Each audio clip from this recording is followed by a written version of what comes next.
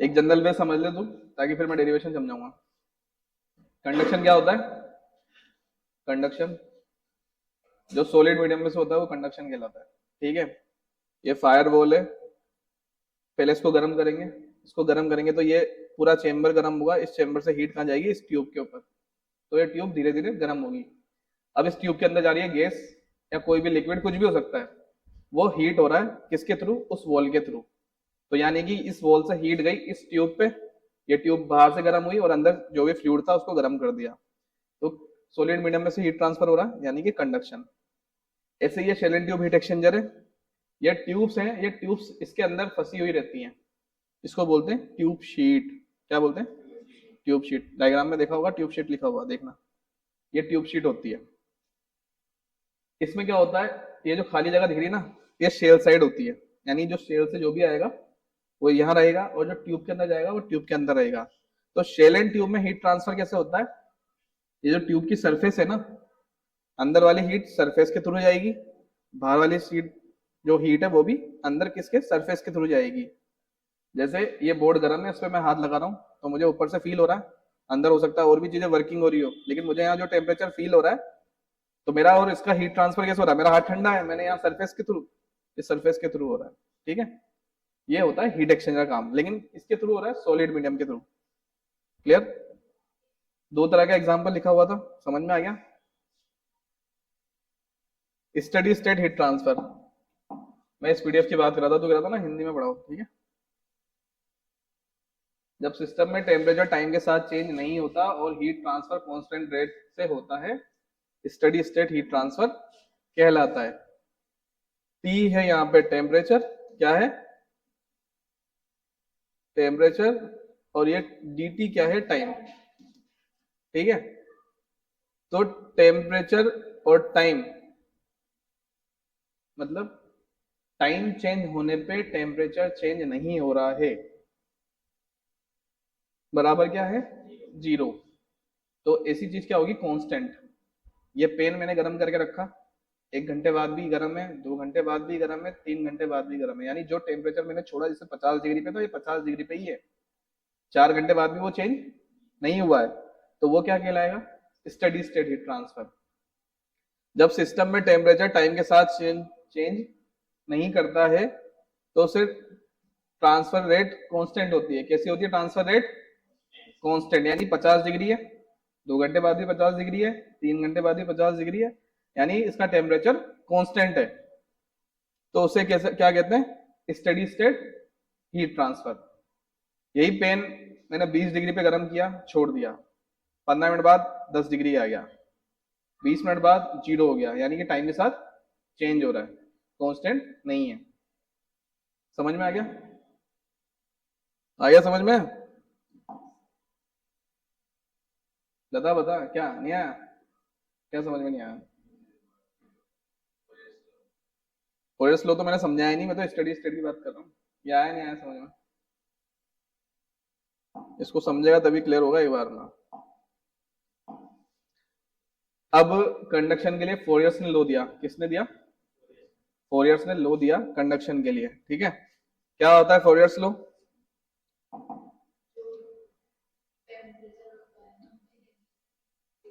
फॉरियर्स law कहता है Q upon A, यानी कि हीट ट्रांसफर रेट प्रोपोर्शनल होती है टेम्परेचर ग्रेडियंट के। किसके प्रोपोर्शनल होती है? टेम्परेचर ग्रेडियंट के, है ना? dt upon dx, dt time temperature difference और dx डिस्टेंस की डिफरेंस। यानी कि हीट जब ट्रेवल करेगी तो वो एक जगह से दूसरी जगह ट्रेवल करेगी, तो टाइम भी चेंज होगा और डिस्टेंस भी, टेम्परेचर भी चेंज होगा और डिस्टेंस भी चेंज होगी। तो हीट ट्रांसफर रेट यानी कि हीट ट्रांसफर की दर किसके समानुपाती होगी? टेम्परेचर ग्रेडियंट के।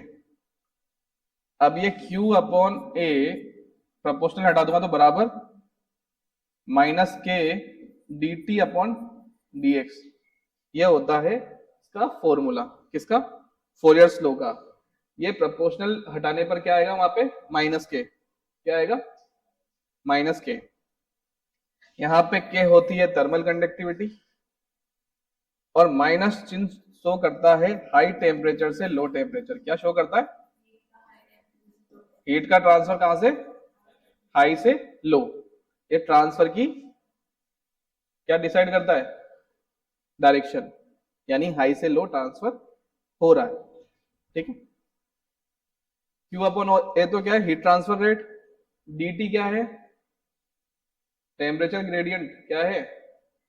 Temperature gradient.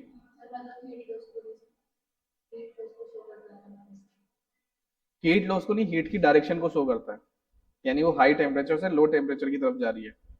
लो से हाई नहीं जा रही है, हाई से लो जा रही है। तो हाई से लो जाने पे क्या हो रही है? उसमें कमी हो रही है।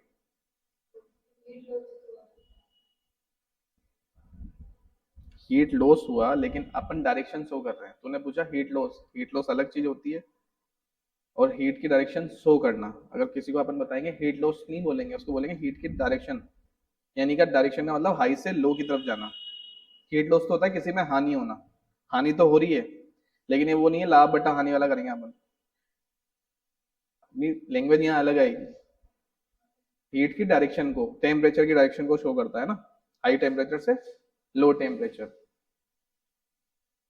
Q बराबर minus K D T upon D x, ये फॉर्मूला होता है Fourier's law of heat conduction का। ठीक है। ए उधर ट्रांसफर कर दिया उसमें जो मैंने समझाया था ना। तो Q बराबर minus K D T upon D X, जहां पे Q क्या है? Heat transfer rate, K thermal conductivity, A area, D T upon D X temperature gradient. ये फोरियर्स ने कहा था कि अगर किसी भी सॉलिड मीडियम में हीट का ट्रांसफर कंडक्शन के थ्रू होता है तो हीट ट्रांसफर रेट किसके प्रोपोर्शनल होती है? टेम्परेचर ग्रेडियंट के। ठीक है। ये पेपर में आता ही आता है कि फोरियर्स लॉ ऑफ हीट कंडक्शन बताओ।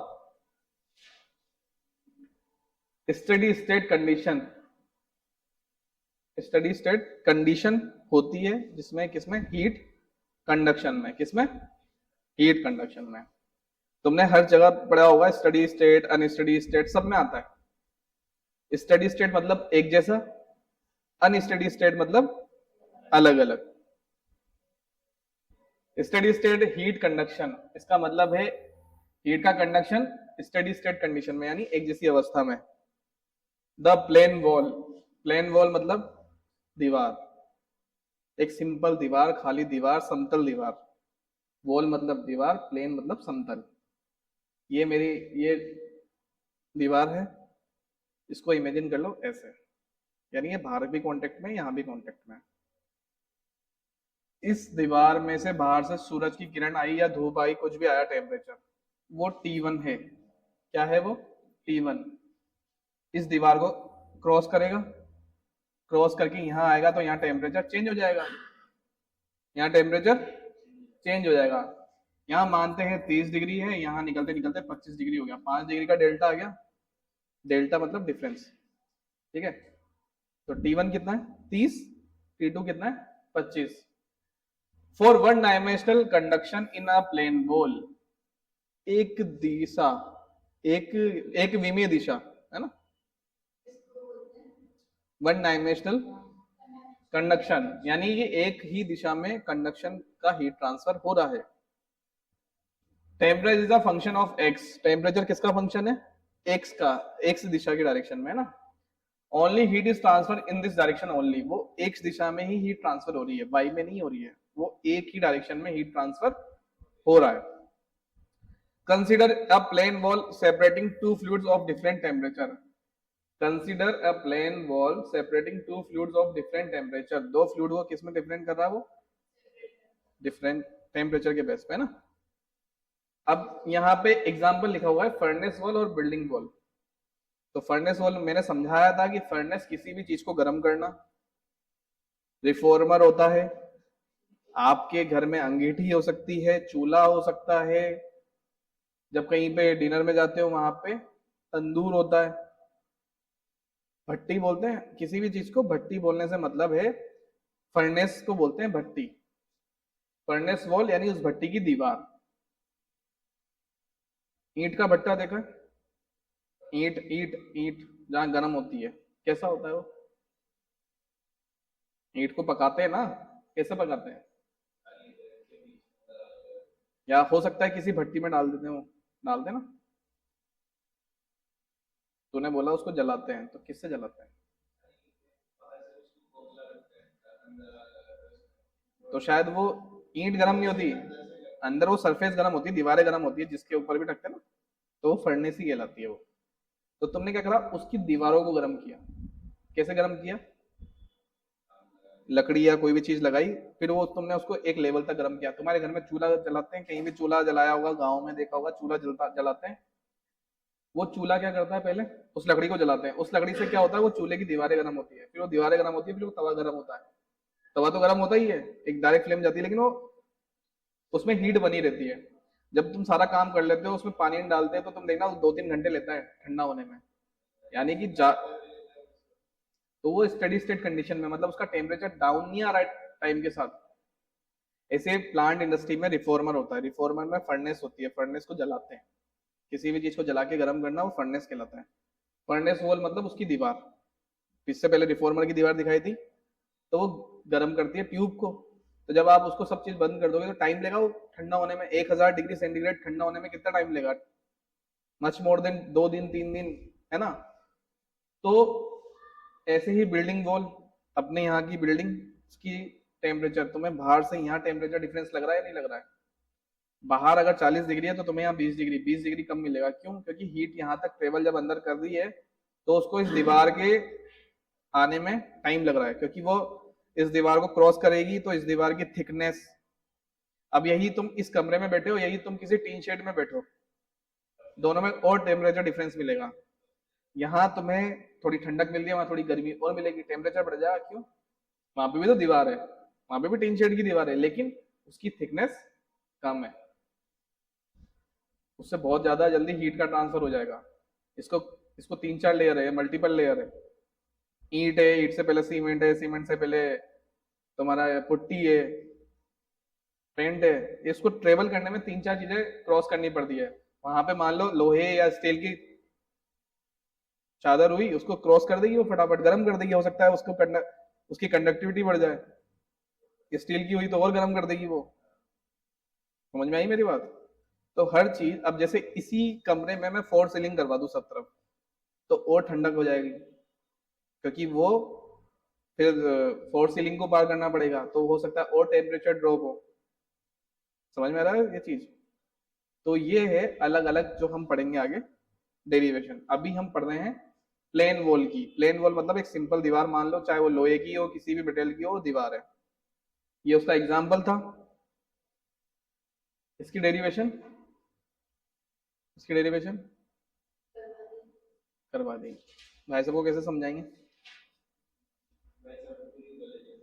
तू समझा देगी ना? उससे आगे चलते हैं, ठीक है? डेरिवेशन ही समझा देगी, क्योंकि मैं जो दूसरी वाली पढ़ाऊंगा ना, उसमें सेम आ जाएगा, है ना?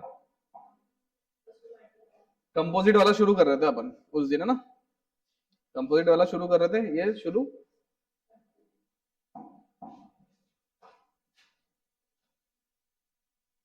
कंपोजिट सिस्टम, ये कहीं ऊपर लिख लो कॉपी में, समझने के हिसाब से लिख लो, लेकिन ये याद होना चाहिए कंपोजिट सिस्टम क्या होता है।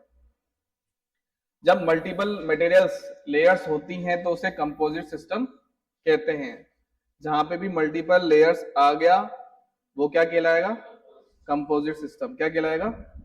Composite system. ये थोड़ा हटके है, वहां पे प्लेन वॉल था, यहाँ कंपोजिट सिस्टम है। पहले सिस्टम सब चीजों में होगा वो, है ना? जब मल्टीपल मटेरियल्स लेयर होती है तो उसे क्या बोलते हैं? कंपोजिट। जैसे ब्रिक की दीवार, ईंट की दीवार। ईंट की दीवार का मतलब सिर्फ वो ईंट की ही दीवार है, ठीक है? उसके बाद तुमने सीमेंट लगा दिया, सीमेंट या रेत का लेयर लगा दी, तो ये दूसरी लेयर हो गई। पहले किसकी लेयर है? ईंट की, फिर सीमेंट की, फिर तुमने पेंट या डिस्टेम्पर कुछ भी किया, उसकी लेयर हो गई। 3 अलग अलग मटेरियल आ गए वहां पे। तो 3 अलग अलग मटेरियल आने से 3 मल्टीपल लेयर हो गई। तो हीट अगर ईंट से हो रही होगी तो वहां पे टेम्परेचर ड्रॉप होगा, फिर उसका सीमेंट से टेम्परेचर ड्रॉप होगा, फिर उसका आगे जो भी रंग या जो भी हो रहा है उससे टेम्परेचर ड्रॉप होगा, यानी 3 जगह टेम्परेचर डिफरेंस आएगा। अब वहीं पे मैं 2 चीज हटा दूं, यानी सीमेंट और जो भी तुमने पेंट किया हुआ है वो हटा दो, तो सिर्फ सिंपल वो प्लेन वॉल हो गई। कैसे? ओनली ईंट की, वो कंपोजिट सिस्टम नहीं रहा अब। अगर सिंगल मटेरियल की हो तो वो नॉर्मल बोल दोगे, जैसे ईंट की दीवार है।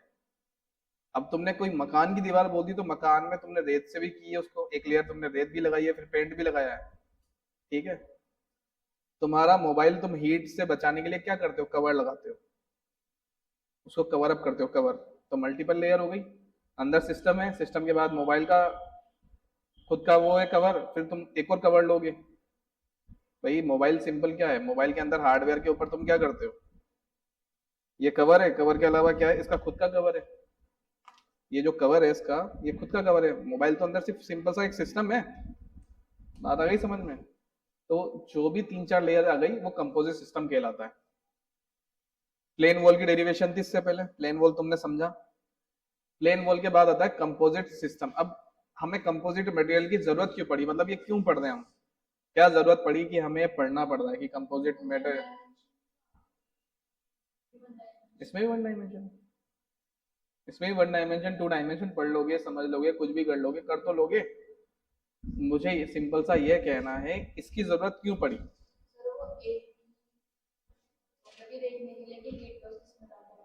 और ठीक है, थोड़ा थोड़ा सही जा रही है, आगे।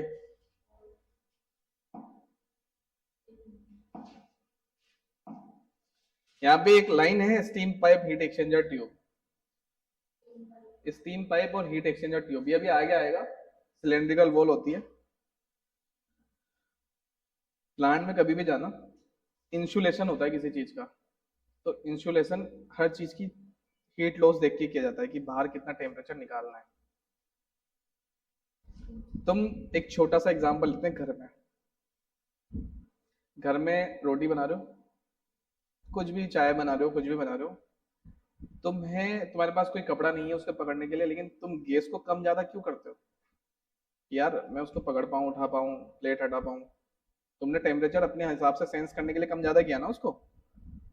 ऐसे मान लेते हैं कि प्लांट के अंदर कोई रिएक्टर है, कोई हीट एक्सचेंजर है, कोई भी चीज है, उसमें हीट ट्रांसफर हो रहा है अंदर। बाहर अंदर टेम्परेचर 1000 डिग्री हो, 500 हो, 200 हो, जब वो बाहर तुम उस सरफेस के पास खड़े हो तो तुम्हें इजी वे में पता लग रहा है कि 50-60 डिग्री है, क्योंकि तुम्हें पता लग जाएगा, तुम उसको पकड़ भी नहीं पाओगे। अब क्या हो रहा है, वो 50-60 डिग्री मतलब जैसे उस एरिया से तो बाहर जा ही रहा है, तुम सेंस कर रहे हो बाहर। बाहर बारिश भी हो रही है, सर्दी भी पड़ रही है, गर्मी भी पड़ रही है, उसका इफेक्ट उस पर आएगा नहीं आएगा? क्यों आएगा? क्योंकि तुमने उसको कोई कवर अप ही नहीं करा। बात आई समझ में? तुमने उसका कोई कवर अप ही नहीं किया। बारिश हुई, जो बाहर टेम्परेचर पहले 40 डिग्री था वो 20 डिग्री आ गया, तो जब वो 20 डिग्री डाउन हुआ तो अंदर भी टेम्परेचर पे इम्पेक्ट आएगा। अगर वो इम्पेक्ट यानी वो सिस्टम का टेम्परेचर अगर 80 डिग्री 70 डिग्री चल रहा था तो उसमें 10 डिग्री तो आएगा ही आएगा। ये एक टेंटेटिव मान है, 5 डिग्री भी हो सकता है। उससे उस प्रोसेस पे फर्क पड़ेगा। उसको बचाने के लिए तुम करते हो इंसुलेशन। इंसुलेशन मतलब बाहर कुछ भी हो रहा हो, अंदर इम्पेक्ट नहीं आना चाहिए। आएगा आएगा आएगा, है ना? तो किसी भी धातु या मेटल कुछ भी चीज है वो लेयर चढ़ाना होता है, ठीक है। बात आ गई समझ में? तो ये चीज उसी कैलकुलेशन बेस पे करके करते हैं कि तुम्हें क्या लगाना है। ऐसा थोड़ी तुमने कपड़ा लपेट दिया, पता बड़ा कपड़ा लपेटा वो आग पकड़ लेगा। हर मटेरियल अलग अलग चीज का बना होता है, ठीक है। हर मटेरियल अलग अलग चीज का बना होता है। तो ये सब कैलकुलेशन से पता लगता है किसमें क्या लगाना है। अब तुमने पता बड़ा प्लेन वॉल के लिए तो कुछ और लगा दिया, अब तुम्हें सिलेंड्रिकल वेसल पे लगाना था, सिलेंड्रिकल साइज पे लगाना था, उस पर तुम वो थोड़ी लगा पाओगे, उसके लिए अलग मटेरियल होगा। तो ये सब किसमें आता है, जो मल्टीपल लेयर वाला हम पढ़ेंगे, ठीक है। Multiple layer material system composite system पढ़ लिया था, इसकी डेरिवेशन करवाई है मैंने, निकालो और बताते जाना, तुम ही बताओगे तभी करवाऊंगा मैं।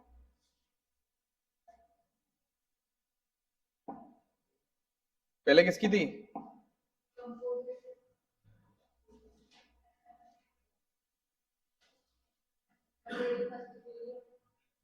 पहले कौन सी डेरिवेशन थी इसकी? प्लेन वॉल के बाद कौन सी थी? Composite wall. यहाँ पे हेडिंग क्या डाली हुई है? Composite system. तो यहाँ पे लिखवाना पड़ेगा ना। हिमालय तूने भी नहीं ली थी ना ये?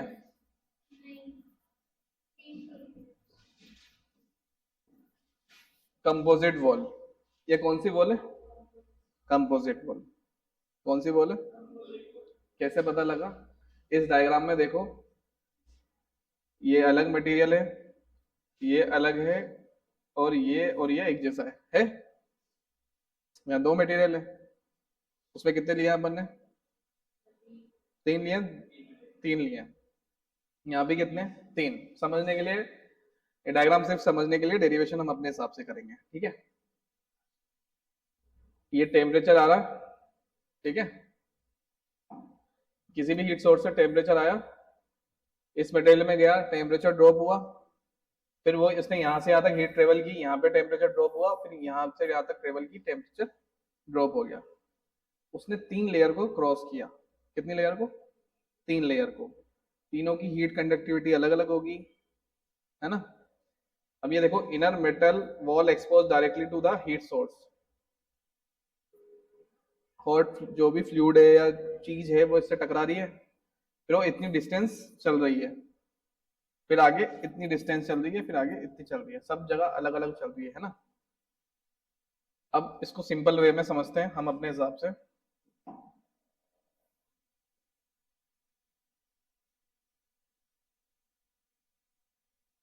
ये फर्स्ट मटेरियल है, ठीक है?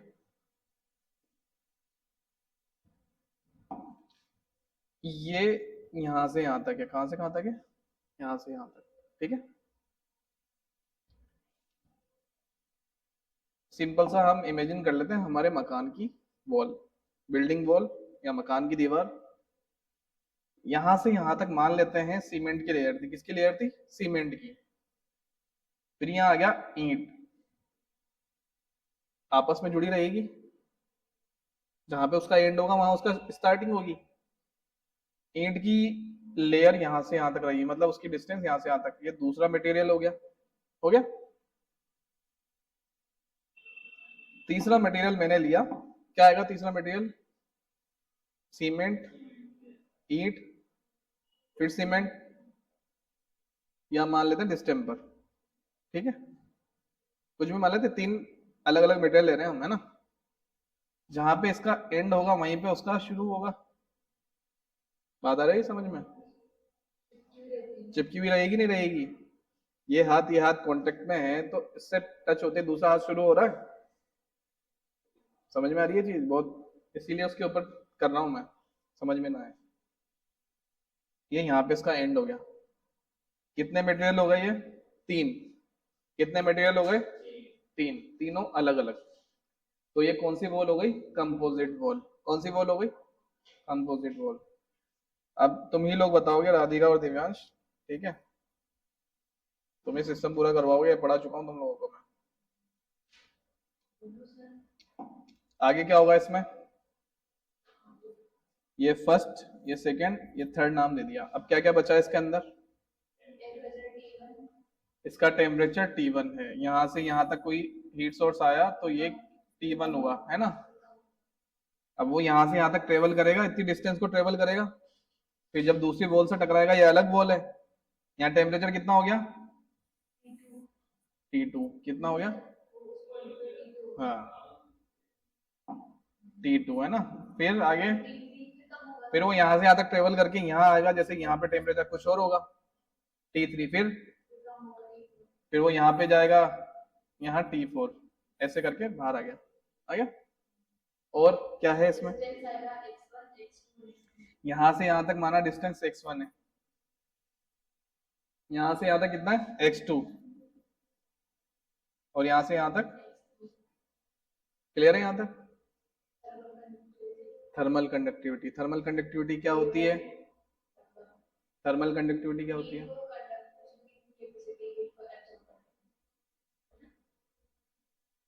थर्मल कंडक्टिविटी उस मटेरियल की क्या बताती है? पढ़ाया मैंने, लिखवाया? तब देखो, बताओ। पुराना बोलते जाओगे तो कैसे काम चलेगा?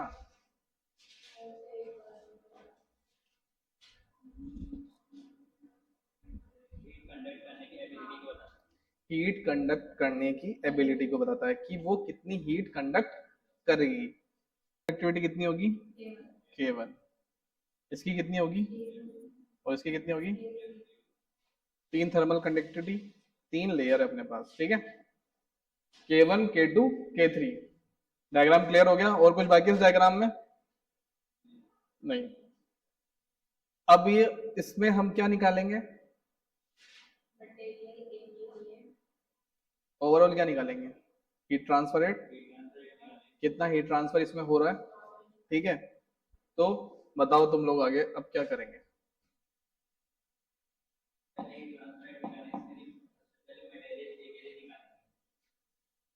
अब इससे पीछे वाले में क्या था?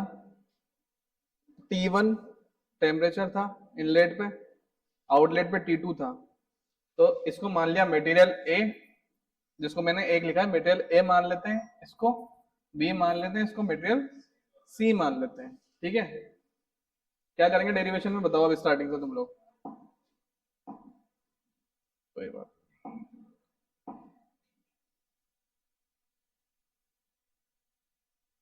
तीन हो गया।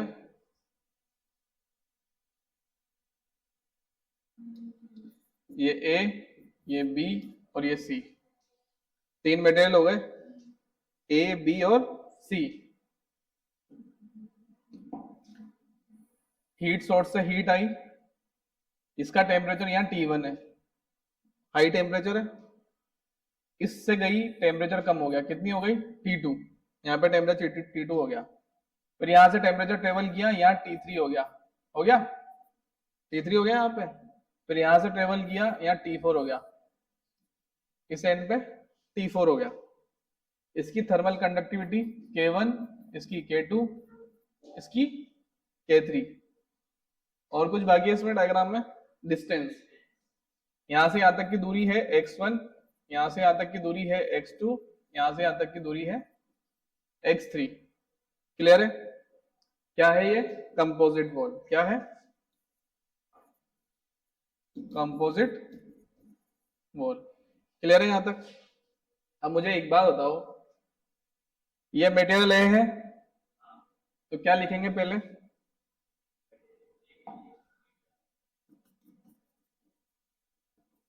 मटेरियल ए के लिए हीट ट्रांसफर, क्या हीट ट्रांसफर किससे? फोरियर लॉ से। किससे? फोरियर लॉ से। पूरा ध्यान इधर रखना, थोड़ा भी ध्यान चूकेगा तो समझ में नहीं आएगा। फोरियर लॉ से क्या होता है? फोरियर लॉ कहता है Q अपॉन ए बराबर minus K D T upon D x, ये होता है, ये फोरियर लॉ कहता है। अब फोरियर लॉ कहता है Q अपॉन ए, अब मटेरियल ए के लिए बात कर रहे हैं हम, बराबर माइनस के, आ गया, dt का मतलब होता है टेम्परेचर ग्रेडियंट या टेम्परेचर डिफरेंस।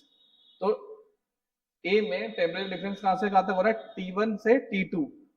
तो जब भी टेम्परेचर डिफरेंट लिखते हैं तो final temperature minus initial temperature, है ना, फाइनल माइनस इनिशियल। तो फाइनल क्या है? T2, फाइनल टेम्परेचर T2 है, और इनिशियल टेम्परेचर क्या है? T1 अपॉन dx, मतलब जो भी दूरी उसने तय की हो। तो डिस्टेंस कितनी ट्रेवल की है उसने? x1। क्या आएगा यहाँ पे? x1 आ गया। अब q अपॉन ए चल ही रहा है, ये माइनस अंदर मल्टीप्लाई कर दूंगा, जब ये माइनस इससे गुणा होगा तो क्या होगा? माइनस का T2, और फिर जब यही माइनस इस माइनस से गुणा होगा तो क्या हो जाएगा? प्लस। तो मैं इसको k T1 माइनस T2 लिख सकता हूं, अपॉन x1 लिख सकता हूं। तो ये इसको इक्वेशन नंबर 1 डाल दी मैंने। इसी तरीके से, इसी प्रकार मटेरियल बे के लिए लिख सकता हूं, मटेरियल, इसी प्रकार मटेरियल बी के लिए लिख सकता हूं, Q अपॉन ए लिख दिया, बराबर के, यहां T1 माइनस T2 था, तो वहां क्या हो जाएगा? T2 माइनस T3 हो जाएगा। इसमें अगर लिखना चाहूं तो अगर फॉर्मूले के हिसाब से क्या होगा? T3 माइनस T2, फिर उसको माइनस अंदर मल्टीप्लाई करूंगा, चाहो तो पूरा लिख लेते हैं, कोई दिक्कत नहीं है। यहाँ माइनस के, फाइनल टेम्परेचर क्या है? T3 अपॉन कितनी डिस्टेंस है? x2। क्लियर है यहां तक? अब आगे क्या करेंगे? Q अपॉन A बराबर माइनस अंदर मल्टीप्लाई हो जाएगा तो T2 minus T3 upon x2। Equation number 2। Equation number 2। Equation number 1, equation number 2। उतारना है किसी को या पूरी कंप्लीट कर लेते हैं, है ना? कंप्लीट कर लेते हैं। आगे मटेरियल किसके लिए निकाला मैंने? ए और बी के लिए। अब इसी तरीके से क्या करेंगे, इसी प्रकार तो है ना यहाँ, इसी प्रकार मटेरियल सी के लिए, मटेरियल सी के लिए क्या करेंगे? Q अपॉन ए बराबर क्या आएगा? थर्मल कंडक्टिविटी क्या आएगी उसकी? K3 या K1 लिखो या K2 लिखो, है ना? ठीक है। थर्मल कंडक्टिविटी K3, टेम्परेचर कहां से कहां चेंज हो रहा है? सी में T3 से T4। क्या?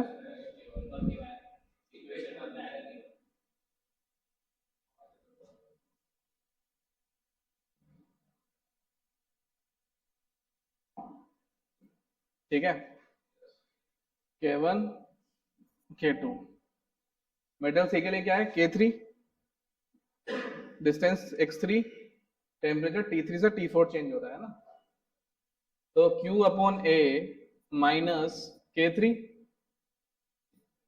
T4 minus T3, final temperature क्या है? T4 minus T3 upon x3। Q upon A बराबर, ये माइनस अंदर मल्टीप्लाई हो जाएगा, माइनस अंदर मल्टीप्लाई हो जाएगा, क्या होगा? K3 T3 minus T4 upon x3। Equation number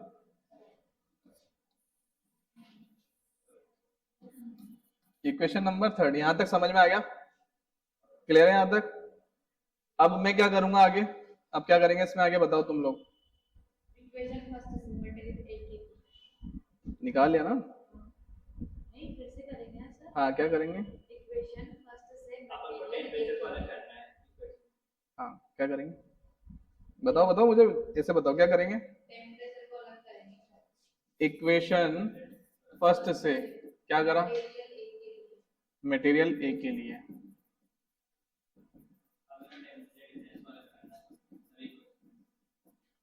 equation first से क्या करा, आगे बताओ। Q upon Q upon A A equal K1 bracket में ब्रैकेट में x1 plus x2 x1 plus x2 T1 plus T2 T1 plus T2। मैं इसीलिए उससे पूछ रहा हूँ। T1 minus T2 upon x1। उसका ध्यान ही नहीं है ना, मैं ये देख रहा हूँ। फिर आगे हाँ, अब है ना Q A अपॉन Q, आगे बताओ। तो ऐसे ना लेंगे x1 अपॉन K1, मतलब K1 अपॉन x1 को इधर लेके आएंगे ना, तो ये उल्टा हो जाएगा। Q upon A T1 minus T2, इस K1 को नीचे ले जाऊंगा तो ये हो जाएगा x1 upon K1।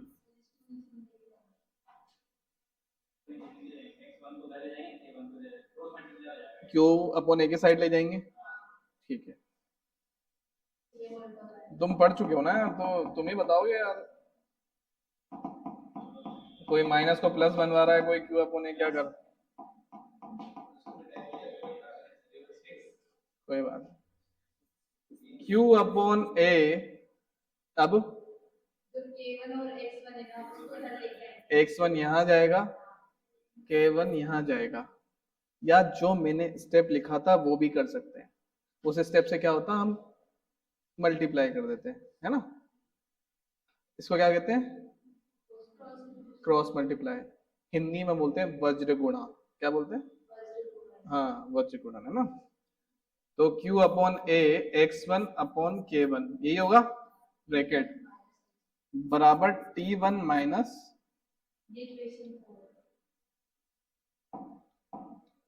T1 minus T2। यहां तक क्लियर है? इसको इक्वेशन क्या देंगे? Equation number 4। समझ में आया क्या किया मैंने? ये इक्वेशन 1 थी। इक्वेशन 1 को एज इट इज ऐसा लिख दिया, ये रहा, लिख दिया। यहाँ लिखा इक्वेशन 1 से मटेरियल ए के लिए क्या करा? मटेरियल ए के लिए टेम्परेचर को मैंने अलग कर लिया। ऐसा क्यों कर रहे हैं, आगे आएगा। यहाँ मैंने K1 और X1 को क्रॉस मल्टीप्लाई करके Q अपॉन ए की साइड कर लिया और टेम्परेचर को अलग कर लिया। इसी तरह हम किसके लिए करेंगे? इक्वेशन 2 से करेंगे, इक्वेशन 3 से करेंगे। तो आगे क्या लिखेंगे?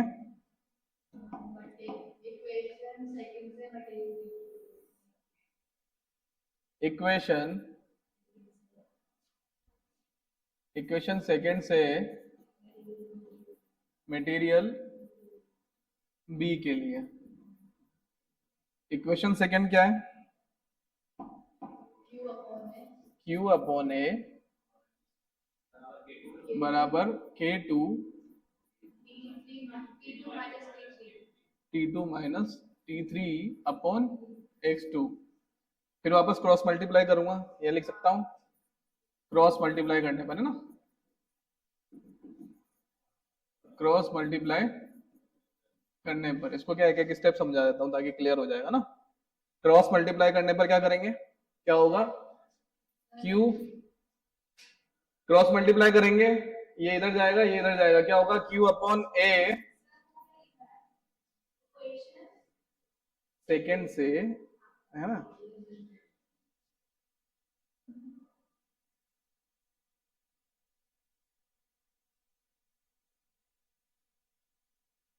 ठीक है, इक्वेशन सेकंड से मटेरियल बी के लिए क्रॉस मल्टीप्लाई करने पर क्या होगा? X2 ऊपर जाएगा और K2 नीचे आएगा, होगा नहीं होगा? बराबर T2 माइनस T3 ये बचेगा। इसको इक्वेशन नंबर क्या दे देंगे? Equation number 5। आगे क्या करेंगे अब? इक्वेशन 3 से, इक्वेशन 3 से मटेरियल किसके लिए? मटेरियल सी के लिए। इक्वेशन 3 ए रही Q अपॉन ए K3 X3 T3 minus T4। इसको लिखने की जरूरत नहीं है, ये इक्वेशन यहां एज इट इज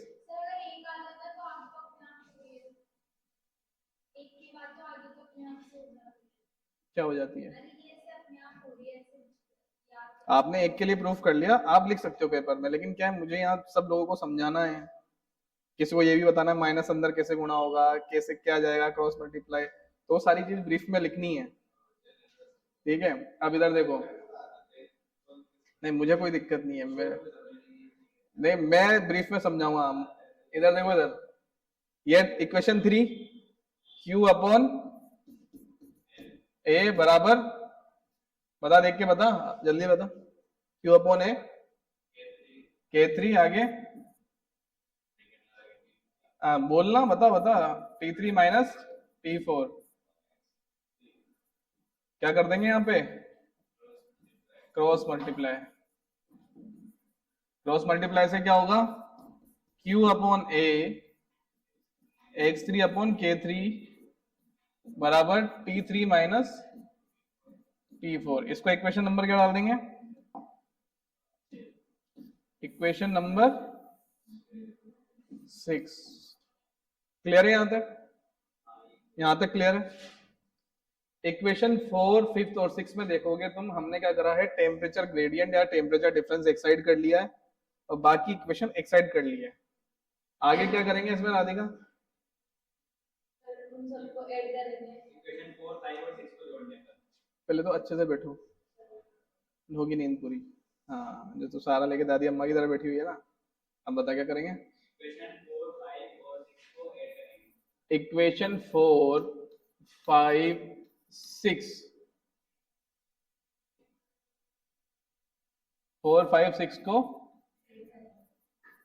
ऐड करने पर मतलब एडिशन करने पर क्या कर रहे होगे, जोड़ोगे, है ना। तो इक्वेशन 4 5 6 कौन सी है, ये। तो राइट हैंड साइड वाला राइट हैंड साइड पे, लेफ्ट हैंड साइड वाला लेफ्ट हैंड साइड पे जोड़ देंगे। इक्वेशन 4 5 और 6 को देख लो। अब बताओ मुझे आगे क्या करेंगे, आगे बताओ। Q upon A x1 upon K1 यही है, plus Q upon A x2 upon K2 plus Q upon A x3 upon K3। समझ में आ गया क्या करा मैंने। ये साइड कौन सी है, LHS, लेफ्ट हैंड साइड वाली सारी जोड़ ली, ये जोड़ लिया, ये जोड़ लिया, ये जोड़ लिया। अब क्या आएगा, इक्वल, इक्वल्स टू, अब राइट हैंड साइड वाली जोड़ेंगे, क्या है T1 माइनस T2, यही आएगा, प्लस क्या कर रहा हूं मैं, एडिशन कर रहा हूं, है ना, योग कर रहा हूं, T2 minus T3 plus T3 minus, हो गया।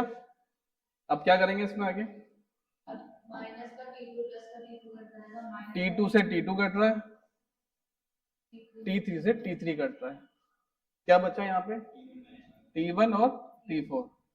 इधर कुछ हो रहा है, इधर से ये कॉमन आ रहा है, एक जैसी टर्म है। तो क्या करूंगा मैं, Q अपॉन A को पूरी इक्वेशन में कॉमन ले लिया, अंदर क्या बचा x1 upon K1 plus x2 upon K2 plus x3 upon K3 equals to T1 minus T4। Clear है यहाँ तक, क्या करेंगे आप। अब सर जो ये x1 अपॉन K1 इस पूरी टर्म को है ना T1 मतलब टेम्परेचर डिफरेंस के अपॉन K2। ठीक है, Q अपॉन A यहीं रहेगा, क्रॉस मल्टीप्लाई करके इसको यहाँ ले जाएंगे, ठीक है। तो क्या होगा, बराबर T1 minus T4 upon x1 upon K1 plus x2 upon K2 plus x3 upon K3। क्या करेंगे अब आगे, यहाँ तक क्या लिखा है, इसके आगे भी कुछ लिखा है मैंने, इसलिए कंपोजिट इसलिए कंपोजिट बताओ बताओ। इसीलिए कंपोजिट वॉल में स्टेडी स्टेट ट्रांसफर होता है, तो हीट ट्रांसफर की रेट का मान निम्न इक्वेशन द्वारा लिखा जाता है। ठीक है, स्टेडी स्टेट किसमें, हीट ट्रांसफर किसमें हो रहा है, स्टेडी स्टेट हीट ट्रांसफर किसमें हो रहा है, हीट ट्रांसफर कंपोजिट वॉल में ना, composite wall. Steady state heat transfer किसमें हो रहा है, कंपोजिट वॉल में। तो उसमें हीट ट्रांसफर का मान किससे निकालेंगे, इस इक्वेशन से। हीट ट्रांसफर रेट का मान, एक तरीके से हीट ट्रांसफर रेट का मान किससे निकालेंगे, इस इक्वेशन से, ठीक है। Q अपॉन A बराबर T1 माइनस T4। मान लो कहीं पे क्वेश्चन आया, 3 लेयर दे दी, एक जगह 100 डिग्री है, टेम्परेचर डिफरेंस होते होते लास्ट में 20 डिग्री बच रहा है, ठीक है। तो तुम क्या करोगे, वहां पे मल्टीपल लेयर्स होगी, वहां क्या करोगे, starting temperature minus ending temperature, thermal conductivity और डिस्टेंस रख के हीट ट्रांसफर रेट का मान निकाल लोगे। ये क्या चीज है, x1 अपॉन K1 क्या है, थर्मल रेजिस्टेंस। क्या बोलते हैं इसको, थर्मल रेजिस्टेंस। ये डेरिवेशन देख ली यहाँ पे,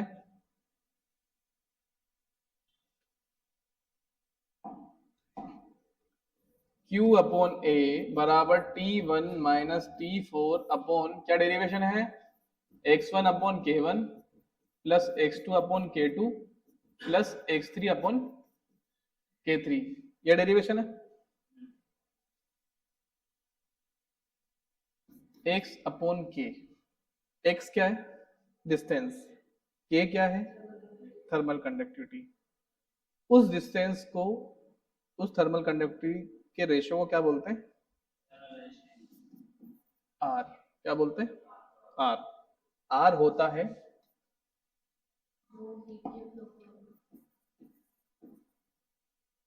थर्मल रेजिस्टेंस। क्या होता है? Thermal resistance. रेजिस्टेंस मतलब प्रतिरोध या किसी भी चीज का अपोज करना, अपोजिट करना। जैसे मैं चल रहा हूं तो मैं इसको, मेरे को अगर हवा आ रही है मेरे डायरेक्शन में तो मुझे अपोज कर रही है, प्रतिरोध बोलते हैं हिंदी में रेजिस्टेंस को। इलेक्ट्रिकल में आता है, क्या आता है? रेजिस्टेंस। वो किसका किसका?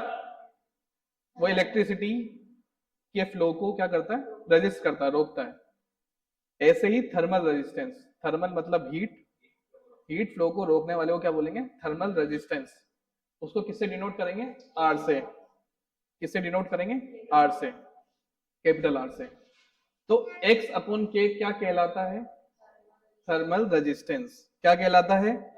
Thermal resistance. ये याद होना चाहिए, x अपॉन क्या कहलाता है? Thermal resistance. अब जहां भी x अपॉन के है उसकी जगह मैं r रख सकता हूं, रख सकता हूं। तो क्या होगा?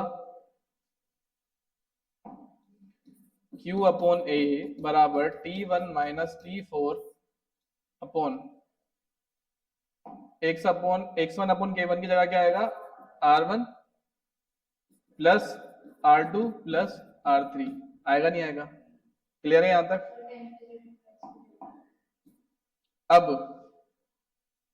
T1 माइनस T4 को क्या करूंगा? डेल्टा T लिख सकता हूं। तो क्या होगा ये इक्वेशन? Q अपॉन ए बराबर delta T upon R1 plus R2 plus R3। हो गया? कौन सी इक्वेशन कहलाएगी ये? हीट ट्रांसफर रेट, है ना? क्या लिखना है? ये equation heat transfer rate, heat transfer rate किसके अंदर है? ये transfer rate steady state condition, steady, हाँ steady state in composite ball, है ना? किसमें? Composite ball. लेकिन इसमें किसकी टर्म्स में है ये? थर्मल रेजिस्टेंस की टर्म्स में। किसकी टर्म्स में? थर्मल रेजिस्टेंस की टर्म्स में है ये, है ना? ठीक है। अगर कोई क्वेश्चन या न्यूमेरिकल आता है उसमें दे दिया जाए कि डेल्टा टी टेम्परेचर डिफरेंस या ड्राइविंग फोर्स कितना है, कुछ भी वैल्यू दे दी, मान लेते हैं 30 सेंटीग्रेड, 40 सेंटीग्रेड, कुछ भी दे दिया। थर्मल रेजिस्टेंस R1 की वैल्यू इतनी है, R2 की वैल्यू इतनी है, R3 की वैल्यू इतनी है, तो आप हीट ट्रांसफर रेट पता करो। तो Q अपॉन M की वैल्यू रख देंगे। एरिया दे ही रखा हुआ, मान लो स्फीयर दे रखा होगा, वॉल दे रखी होगी। किसी भी वॉल का एरिया कैसे निकालेंगे? Length into width, area. उससे तुम क्या करोगे? हीट ट्रांसफर रेट का मान निकाल लोगे। अगर एक सेकेंड, अगर हीट ट्रांसफर रेट का मान उसने x अपॉन k1 वाले टर्म्स में दिया हुआ है वन न्यूमेरिकल में, यानी उसने डिस्टेंस भी दी है, थर्मल कंडक्टिविटी भी दी है, तो तुम ये यूज करोगे। अगर उसने थर्मल रेजिस्टेंस दिया है तो तुम ये यूज करोगे। ठीक है, अलग अलग न्यूमेरिकल बन गए। हाँ, अब आप पूछो, क्या पूछो? डेल्टा टी है T1 माइनस T4, इसको क्या बोलते हैं? क्या बोलते हैं? Driving force force for transfer. Clear है यहां तक? लिखो इसको। सिलेंड्रिकल बॉल क्या है? क्या था? सिंगल होलो सिलेंडर था? क्या था? सिंगल होलो सिलेंडर है तुम्हारे कोर्स में, और यहाँ पे है सिलेंड्रिकल बॉल। आपको अभी याद आई? नोट्स कब तक तुम दोगे मुझे यहाँ पे? सर मैं तो ना अपने शॉर्ट नोट बना मतलब हाँ आपके वाली थोड़ी की अपने साथ में मैंने जो जो लेक्चर अपलोड किए हैं सब देख लोगे तो तुम्हारे नोट्स बन जाएंगे, बहुत अच्छे नोट्स बन जाएंगे अगर तुम सारे लेक्चर तुम देख लोगे। और मेरा ये सजेशन है कि एक बार सारे लेक्चर दोबारा देखो ताकि तुम्हारे दिमाग में बैठ जाए, भले ही बिना मन मार के देखना पड़े। इधर देखो, इधर single hollow cylinder, single hollow cylinder का मतलब एक सिलेंडर के अंदर मतलब से हीट एक्सचेंजर का double pipe. Single hollow cylinder, हाँ यही है। Single hollow cylinder, single hollow cylinder का मतलब एक सिलेंडर जो खोखला है या खाली है, इसके अंदर एक और सिंगल होलो सिलेंडर। क्या क्या बताया था मैंने? यही जो आपने बोला ना, ये जो है इसको नींद से निकाल। सिलेंडर खोखला है तो उसके अंदर देखो ना एक और है ना। तो सर से पागल नहीं मोटी हो सकती है, जो बोल रहे हैं अंदर है। अभी समझ में आएगा, शांति इसको रखने दे, मैं पढ़ा दूं। Single hollow cylinder, cylindrical wall, ठीक है। सिलेंड्रिकल वॉल या सिंगल होलो सिलेंडर, तुम नाम से सोच लो ना, सिंगल होलो सिलेंडर, सिलेंडर जो सिंगल है और खाली है, होलो मतलब खाली, यहीं पे इसका नाम है सिलेंड्रिकल वॉल। डायग्राम पे ध्यान मत दो, एग्जाम्पल पे ध्यान दो। एग्जाम्पल दिया स्टीम पाइप, कोई भी पाइप, स्टीम पाइप से मतलब उसके अंदर स्टीम जा रही है, स्टीम पाइप मतलब सिर्फ स्टीम पाइप है ना। हीट एक्सचेंजर ट्यूब,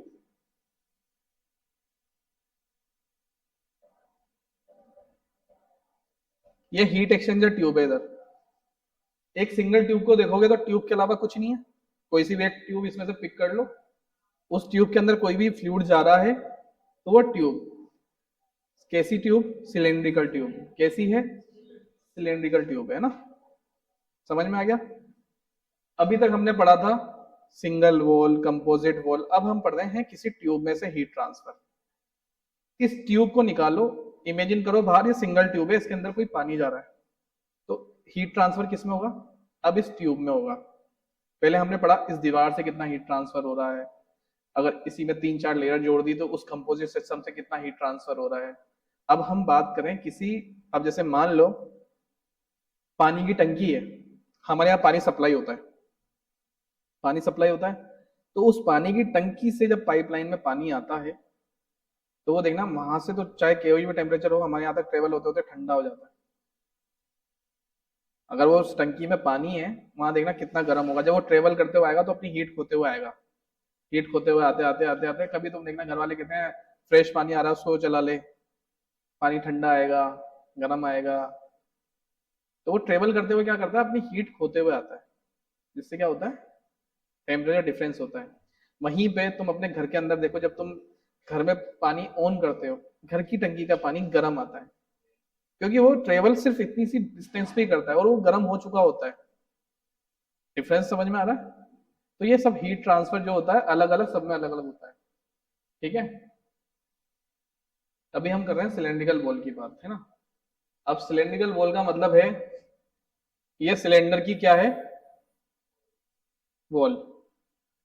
इसके अंदर जो ये ऑरेंज में दर्शा रखा है ये क्या है? फ्लूइड जा रहा है, फ्लूइड टेम्परेचर एट इनसाइड। अब क्या होगा? फ्लूइड जब जा रहा है तो वो इससे यहाँ पे हीट आएगी और एक बाहर हीट आएगी, तो वो कितनी हीट ट्रांसफर कर रहा है वो समझेंगे। अब इसमें तुम देखना, ये तो तुम्हारा पाइप, उस पाइप के ऊपर क्या करा तुमने? इंसुलेशन कर दिया। इंसुलेशन से क्या करा तुमने? वो हीट जो बाहर वेस्ट हो रही थी उसको बचा लिया। अगर तुम खुले में ट्रांसफर करोगे तो क्या करेगा? वो हीट निकलती रहेगी तो वो पानी ठंडा हो जाएगा। अगर तुम्हें उस पानी को ही गर्म रखना है, मान लो किसी में हॉट वाटर जा रहा है, तो तुम क्या करोगे? इसके ऊपर इंसुलेटेड कर दोगे ताकि वो बाहर नहीं आए। थर्मस, एग्जाम्पल थर्मस, स्टील की बोतल जिसमें तुम पानी गर्म करके रखते हो, उसके आसपास इंसुलेशन देता है। तुम्हारे टिफिन आते हैं आजकल, इंसुलेशन वाले टिफिन आ रहे हैं ना, क्लियर है यहाँ तक?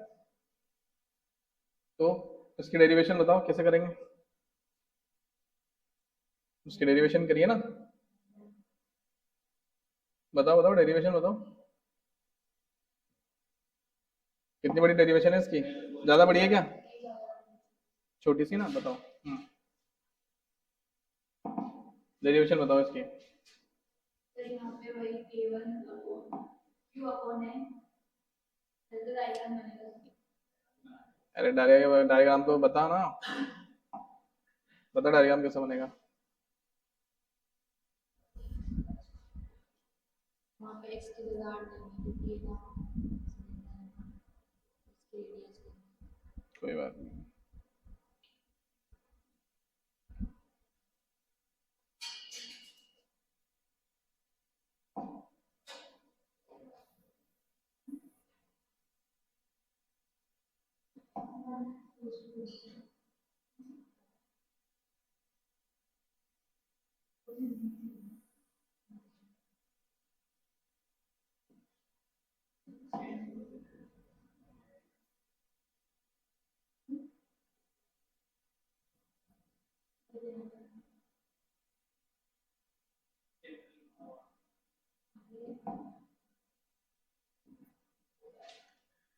इधर देखो, इधर ये कोई सिलेंडर है, उसकी थिकनेस वाली चीज है R2।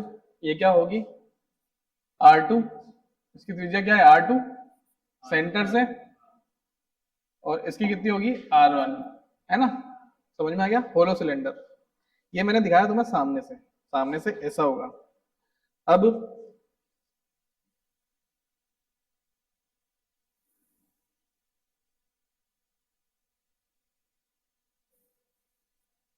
ऐसा कुछ होगा ये। अब इसके अंदर क्या करेंगे हम?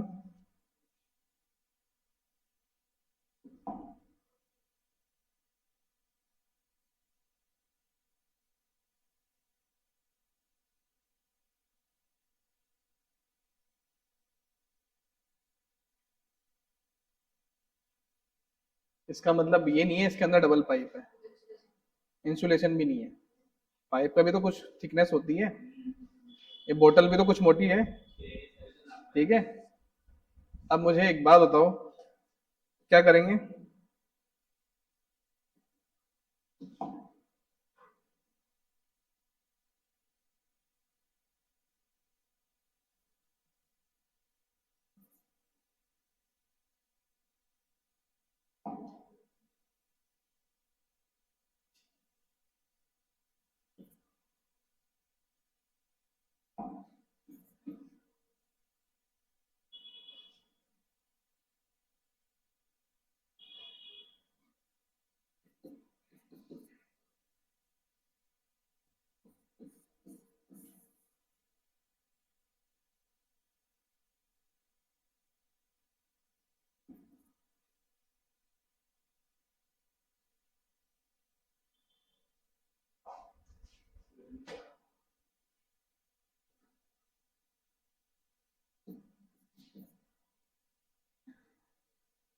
ये होलो सिलेंडर है,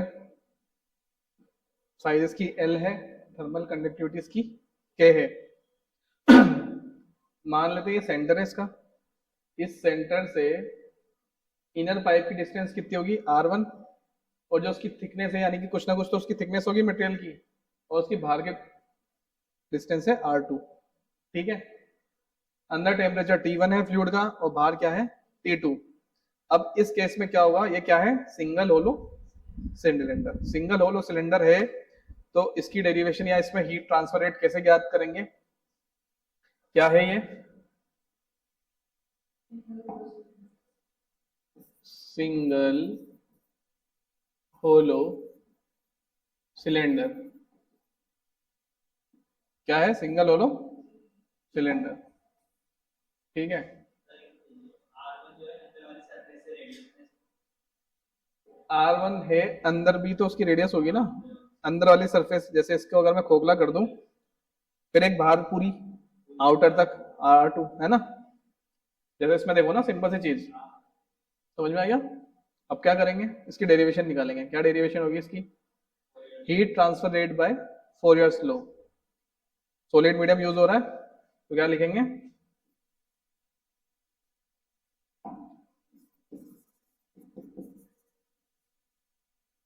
heat transfer rate by Fourier's law of heat conduction, है ना? Fourier's law of heat conduction, ठीक है। क्या होगा, Q अपॉन A बराबर माइनस के, अभी तो नॉर्मल लिखेंगे, पहले फोरियर लॉ का formula dt upon dx, minus K thermal conductivity, A area, dt temperature और dx डिस्टेंस। अब सिंगल होलो सिलेंडर के लिए लिख सकता हूं यहाँ पे, सिंगल होलो सिलेंडर, या क्या कहें, वहां हेडिंग क्या थी अपनी, सिलेंड्रिकल वॉल। सिलेंड्रिकल वॉल भाई किसके लिए निकाल रहे हो, सिलेंड्रिकल वॉल के लिए तो निकाल रहे हो, या कहें सिलेंड्रिकल वॉल, ये भी लिख सकते हैं। दोनों में से कुछ भी नाम आए, दोनों में से कुछ भी नाम आए लिख सकते हो, है ना। सिंगल होलो सिलेंडर या सिलेंड्रिकल वॉल, निकाल तो उसी के ले रहे हो। तो Q अपॉन A बराबर माइनस के, आगे dt की जगह क्या आएगा,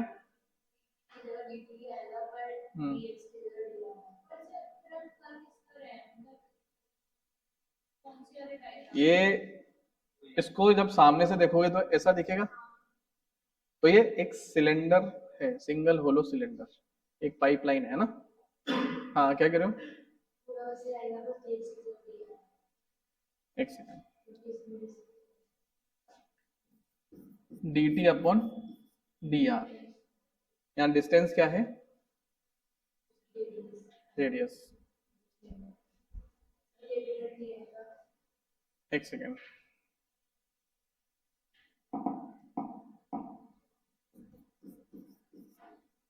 इसको ऐसे समझे हम,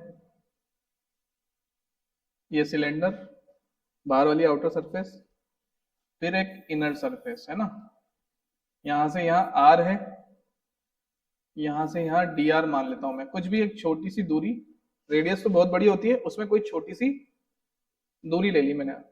हमेशा जब भी अवकलन या कुछ भी करते हैं तो उसमें अल्पांश दूरी बहुत मिनिमम दूरी मानते हैं, है ना, मिनिमम डिफरेंस, क्योंकि ये जो डिफरेंशिएशन हम किसके लिए करते हैं, बहुत मिनिमम चीज के लिए।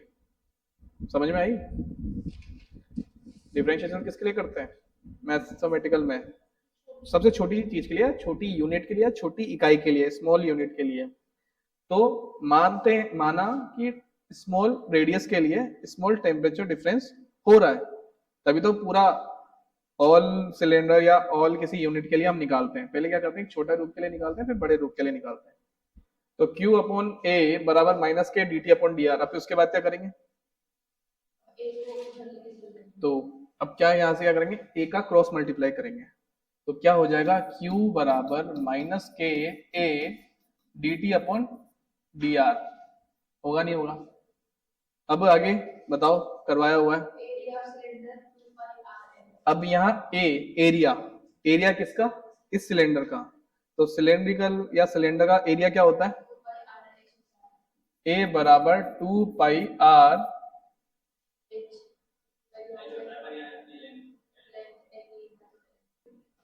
एरिया क्या है यहाँ पे, 2 पाई, एरिया है 2 पाई r, इसकी लेंथ कितनी है l, इस होलो सिलेंडर की लेंथ कितनी है l, तो क्या होगा 2 पाई r l, यही होगा। तो Q बराबर माइनस के 2 पाई r l dt upon dr। Clear है यहाँ तक। अब क्या करेंगे इसमें आगे, इस dt और dr को qr की तरफ मल्टीप्लाई कर देंगे, ठीक है। तो q dr यहाँ आएगा ऊपर, मैं कर लेता हूँ,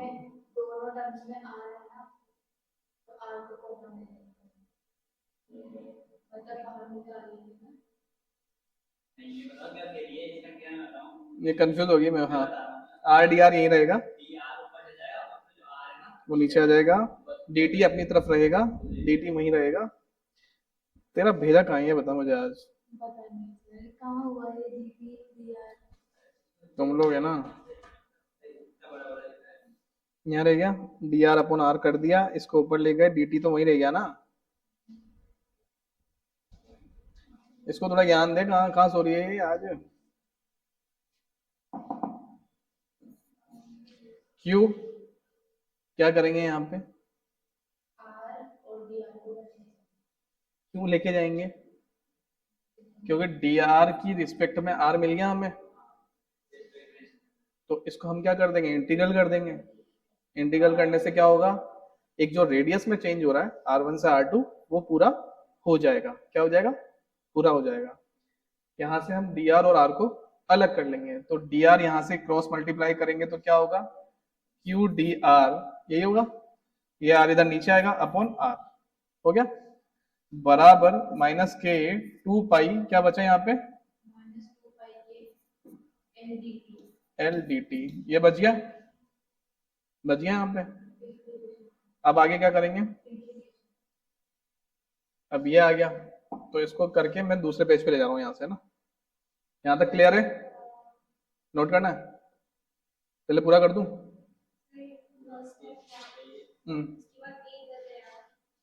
ठीक है, एक की जगह वैल्यू रख दी मैंने, ये 2 पाई आर एल, एरिया क्या होता है सिलेंड्रिकल का, 2 पाई आर एच, है ना, एच क्या है, लेंथ है उसकी, क्या, एक की जगह मैंने वैल्यू रख दी ना, एक की जगह वैल्यू रख दी यहाँ पे।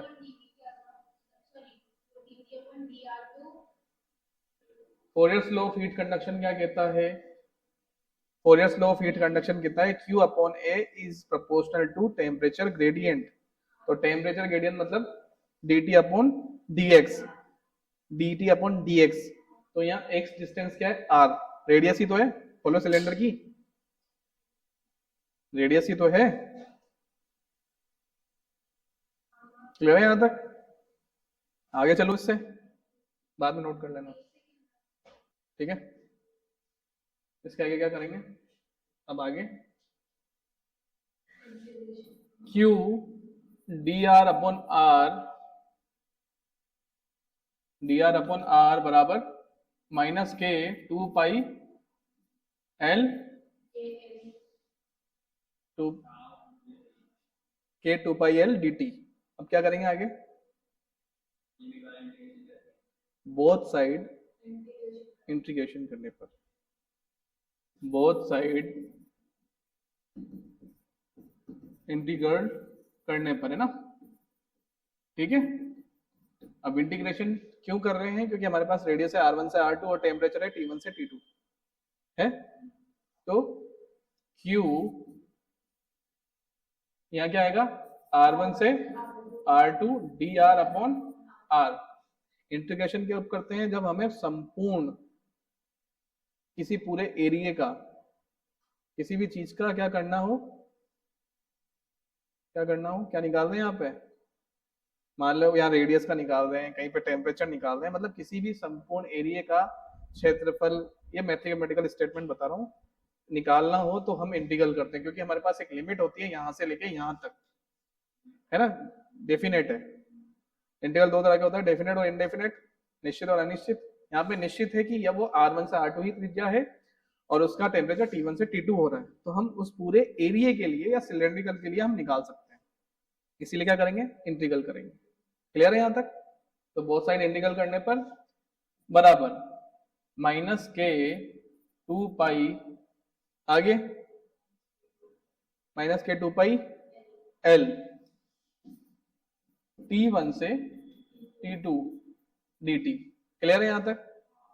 अब क्या होगा, Q dr अपॉन r का इंटीग्रल क्या होगा, log r, 1 अपॉन r, क्या है ये, देखा जाए तो कायदे से 1 अपॉन r है, तो 1 अपॉन r का इंटीग्रल क्या होता है, log x, 1 अपॉन x का क्या होता है, log x।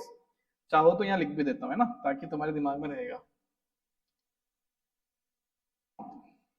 1 अपॉन x बराबर log s, ये इंटीग्रल होता है 1 अपॉन x का, तो यहाँ 1 अपॉन r है तो क्या होगा, log r, तो Q log r यही होगा, Q log r, लिमिट कहां से कहां तक है, R1 से R2 बराबर माइनस के 2 पाई L dt का क्या होगा, t होगा, जब कुछ नहीं होता है या 1 मान लेते हैं तो dt का क्या होगा, t, इसकी लिमिट कहाँ है, T1 से T2, ये होगा नहीं होगा, होगा यहां तक। अब आगे आगे क्या करेंगे, क्यू अपने log r initial limit minus lower limit, है ना, ये करते हैं। तो log r2 minus log r1 यही होगा, बराबर में क्या है, माइनस 2 पाई के एल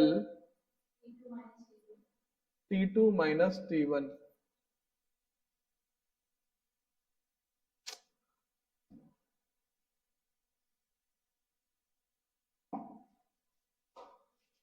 हो गया, माइनस 2 पाई के एल T2 माइनस T1, अपर लिमिट माइनस लोअर लिमिट कर दी। अब क्या करूंगा मैं, Q log R2 minus log R1 बराबर, ये माइनस अंदर मल्टीप्लाई कर दूंगा, क्या करूंगा, T1 minus T2 हो जाएगा 2 pi k L। इंपॉर्टेंट है कुछ करना है। कितने घंटे का लेक्चर हो गया, 2 घंटे तो हो गए होंगे आई थिंक।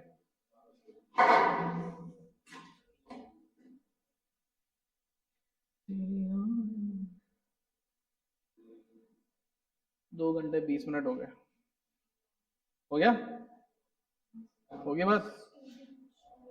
इधर ध्यान दे फटाफट, अभी रुक जा, अभी कर देना बस, ये डेरिवेशन पूरा कर लेते हैं, फिर घर पे इन्फॉर्म कर देना, 15 मिनट रेस्ट लेंगे फिर दोबारा करेंगे ना। इधर देख, इधर Q log R2 minus R1 अपर लिमिट माइनस लोअर लिमिट बराबर माइनस 2 पाई के L T2 minus T1, T की जगह T2 माइनस T1 रख देंगे, upper limit minus lower limit, वापस Q log R2 minus log R1 equals to, ये minus क्या करूंगा मैं, अंदर गुणा कर दूंगा, तो यहाँ आएगा 2 पाई के L T2 क्या हो जाएगा माइनस का, और T1 क्या हो जाएगा प्लस का। तो मैं इसको ऐसे लिख सकता हूँ, T1 माइनस T2, लिख सकता हूँ नहीं लिख सकता, लिख सकता हूँ। अब log R2 माइनस R1 यानी कि log M minus log N, ऐसा दिख रहा है या कुछ दिख रहा है, तो इसको ऐसे लिख सकते हैं, log M अपॉन N, ऐसे लिख सकता हूं मैं, यानी कि log R2 अपॉन R1 लिख सकता हूं।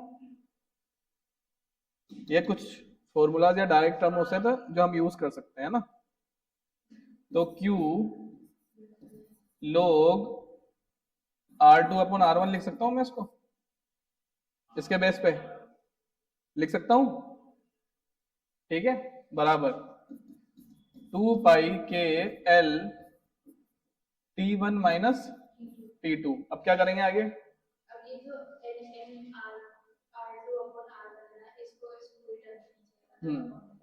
तो यहां हो जाएगा Q, मुझे क्या निकालना है, हीट ट्रांसफर रेट, Q बराबर 2 पाई के L T1 माइनस T2, है या नहीं है upon log R2 upon R1, होगा नहीं होगा, होगा नहीं होगा, तो इसको मैं ऐसे लिख सकता हूं, heat transfer rate hollow cylinder में इस तरह होगी। क्लियर है यहां तक, इक्वेशन 4, इक्वेशन 1 2 3 दी थी क्या इससे पहले, तू है ना यार, मेरे लेक्चर की पूरी ऐसी तैसी करा देगी तू आज, तू सो रही है क्या कहीं पे,